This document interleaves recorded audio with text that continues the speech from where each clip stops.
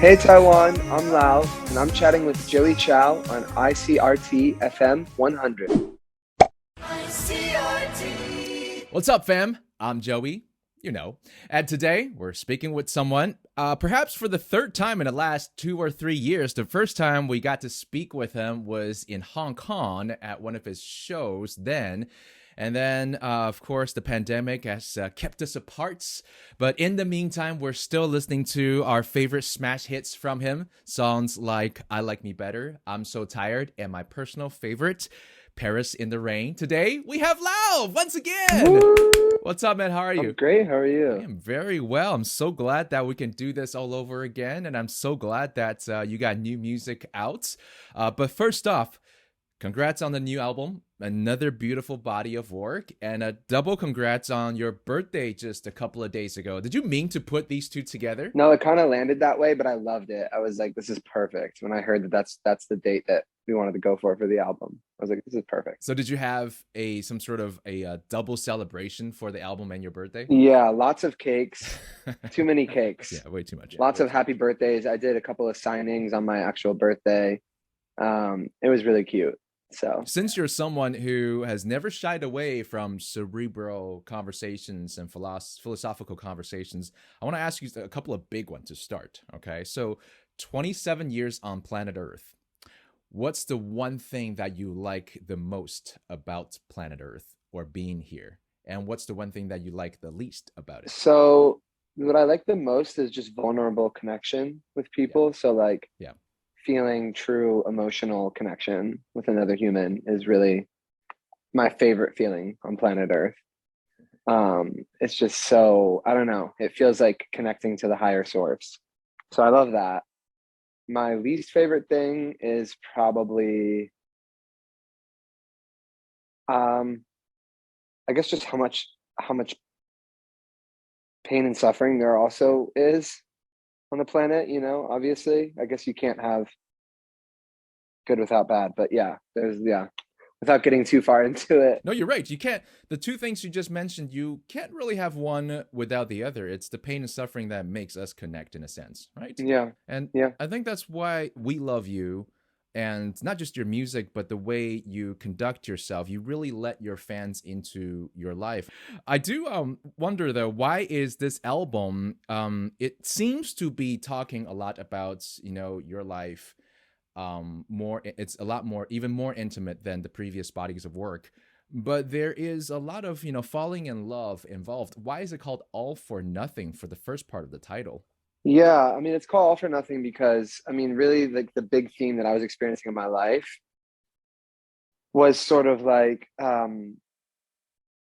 realizing that everything on the outside, because it kind of has dual meaning. It has the meaning, like pulled from the single All for Nothing, and then it has, a bigger meaning for the album. And the album really, for me, is like without being able to stay in touch with that part of yourself that you have as a little kid, that free and loving and innocent and like wild and whatever part of yourself that like growing up is all for nothing. Like it doesn't even matter. Like I was at a point when I started this album where I was so anxious and so negative and just feeling a lot of stress, and regardless of the good things that I had tangibly in my life. And I was like, without feeling okay on the inside, none of this stuff really matters until I feel better. And then, there's love in there. Obviously, love is, one way that we tap into that frequency of healing and feeling better and everything. So the first part of what you said is a sentiment that I recently had, actually. It's weird that you go through life, you learn so much, you think you matured so much, but then you really miss that moment when you were a kid. And sometimes you come full circle and you just kind of want to come back to that. That's where comfort really is. Is that also part of this album? 100%. It was just me stumbling around, trying to find that feeling, trying to find that sense of existence again. That's so weird that we do that, isn't it? Yeah. No, it is interesting because you gain so many experiences, but you also gain so many chips on your shoulder and so much anxiety and fear and overthinking and all of this identity molding stuff that actually it was almost better when you didn't know who you were. You know what I mean? When you were just a kid having fun. Okay, so the title track, I hear that someone very special helped you write this single. Yeah. This friend also helped you, contributed a couple of verses to your first track, 26. Can you tell me when you wrote this one? Like, did you write it when you just turned 26 and then released it later? Or what's the timeline on this?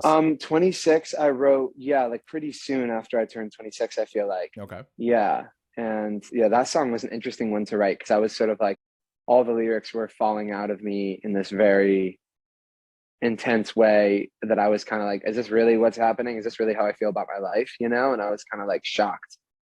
So, but I'm glad. I feel like that was a great place to progress from. Do you think you might write at 27 or 28, kind of like Adele, except as track titles? Yeah, I don't know. Who knows? Maybe when I turn 30, because now I'm 28, which is crazy. I have full confidence that you can actually embrace aging and take the whole journey and take us with you. Now, from 26, where you mentioned things like, the more I get older, the less I want to be sober, which I think is something that a lot of people go through. You know, I could feel that.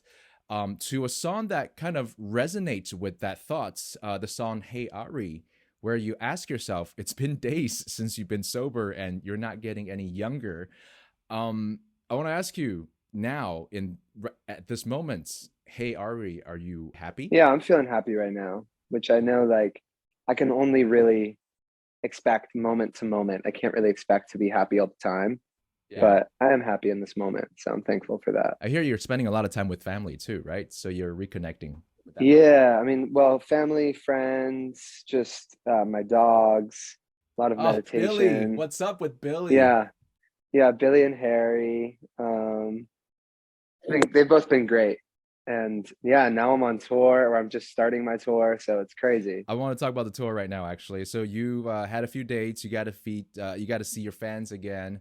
What's it like, man? After what, because 2021 was, you didn't have any song or any new songs released, right? And now to have this body of work and just present it to your fans, what's it like? Feels amazing. Like I've done a couple of like acoustic things so far. Oh yeah. And just reconnecting with everyone feels so good. Like I missed everybody so much, and I missed the shows. I missed giving hugs and getting hugs and just screaming the words together and just being goofy and having a great time. So yeah, I really can't wait for all these shows. Hey, you took somebody else on tour with you, right? Haley, or is that the right way to put it? Haley Kiyoko was sort of on a few dates with you. Yeah, Haley Kiyoko is coming on the tour, yeah. And that may have something to do with she just recently dropped her album, Panorama. So how did this collab? Like, did you talk to her about it, or is this a sort of a management thing? Like, yeah, the funny thing is we haven't even actually met in person yet, so I'm really excited. I think we're gonna meet in 2 days. Really? Yeah, but we've just been talking on the internet and stuff. So I'm really excited. I think it's gonna be an amazing tour, and yeah, we have some other people coming on the tour too. So it's gonna be great. Mm-hmm. Is there anybody you could tell us, or you're keeping tight-lipped about it? Oh yeah, well let's see. I mean, we have David Kushner and Payday. Oh. Yeah. There's a few other artists that are kind of doing some split dates and stuff. So I'm really, really excited. It's gonna be Sounds fun. You used to do this thing where it's My Blue Thoughts, right? It was a box where people can slip notes into it. Then it turned into a booth where people can record into it. What's the new? Are you gonna do this again? So I'm starting a new thing. It's gonna be called Lauv's Meditation Club, where Nice. And we're launching it. Yeah, I'm super excited because I've just been super into that, and I found it's been so helpful for me. So details about it are coming super soon. I don't have the details that I can share yet, but there's going to be Lauv's Meditation Club, and I'm trying to launch that on the tour and outside of the tour. So it's going to be really cool. All right, everybody, look out for that one. Now I see that your dates are pretty busy all the way up to say October. Then in November, it seems like you already have a fixed date for Thailand. Are you going to do a whole Asia leg? Have you heard anything from management? And what are your personal plans? We're definitely working on way more Asia dates for sure. So anything that's announced is up right now, but yeah, definitely working on way more. And I can't wait. It's going to be so fun. I just feel like I'm so excited for the tour that I'm doing right now, but I feel like it feels wrong that I don't have every single place yet. So working really hard on that to secure all of it. Yeah, we love for you to come to Taiwan. I can't tell you how many weddings I've been to in the last 2 to 3 years where they played Paris in the Rain as the bride and groom comes walking in. Isn't that amazing? How does that make you feel that people are using your music as their wedding songs? That's so cute. I mean, that's amazing because I actually wrote that song like reminiscing on a relationship that passed. Yeah. So it's amazing that people are like at weddings getting married to it and it's like working out. That's so beautiful. Yeah. They're fixing the hurt that you had while writing that song by having their bond in marriage. I think that is beautiful. That's a full circle thing. Yeah, I'm just that's when anytime people use my music, that's like for something like that, like that's just gorgeous. Yeah. Congrats to all the lovely people. I think your music is great for healing, really. I mean, especially during the pandemic last year, as we said, no new music, but like 1 billion streams. I think people really need your music as consolation during those times.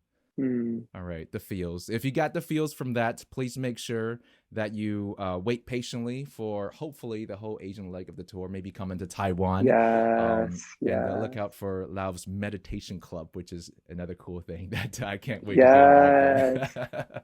It's going to be sweet. All right, thank you so much for joining us here today. Thank you. Thank you so much for having me. And everybody else, go listen to every single single from All for Nothing, I'm So in Love. Have a good day. Woo!